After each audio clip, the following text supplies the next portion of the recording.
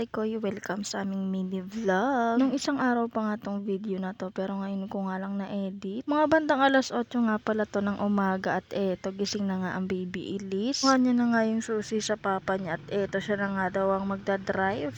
Charot!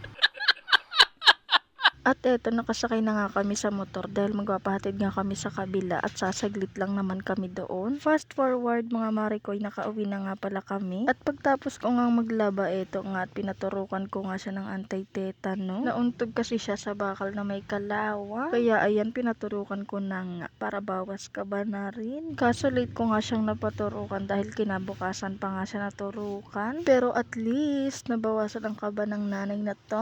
Hindi nga siya umiyak nung naturukan siya. Nagulat lang siya. Ay, binapakatapang. Fast forward, kinabukasan pagising ko, eto nga, nagtimpla na agad ako ng aking kape. Huy, back to coffee yarn.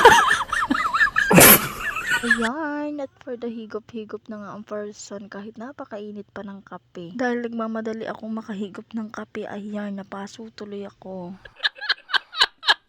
At maya-maya nga ito nga prinsesa ko ay nagising na rin. Siyempre, wala siyang topak for today's video. At okay na nga yung turok sa kanya, o diba? Hindi man lang niya ininda. Huy, tapang yarn. At mga bandang tanghali nga, liligpitin ko na nga tong aming hinigaan.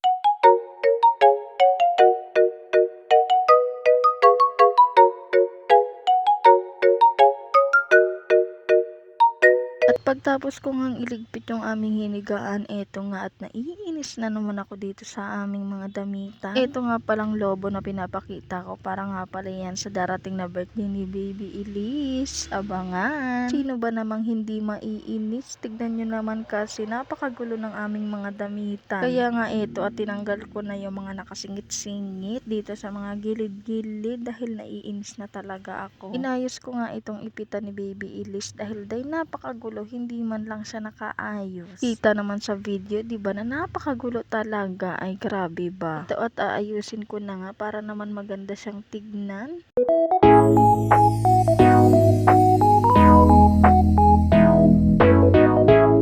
Ito nga palang ipit na pinapakita ko ay napakapangit dahil ang bilis-bilis nga niyang maputo. Nagsama-sama ko na nga yung magkakapareho para pag-iipitan ko na nga siya, hindi na nga ako mahirapan. Yan, at naka-timelapse na nga para hindi kayo maboring sa panonood. Dami ko na nga naipon na ipit ni baby Elise, kaso itong baby Elise nyo ay tinatapon na nga lang kung saan-saan. O diba, napakagulo ng mga ipit niya, kaya nga ito at aayusin ko. Napakadami na rin kasi, siksikan yarn. Kanina nga, napakagulo ng kanyang mga ipitan, pero ito at ayos na nga siya. O diba, mas maganda pag nakaayos, cute.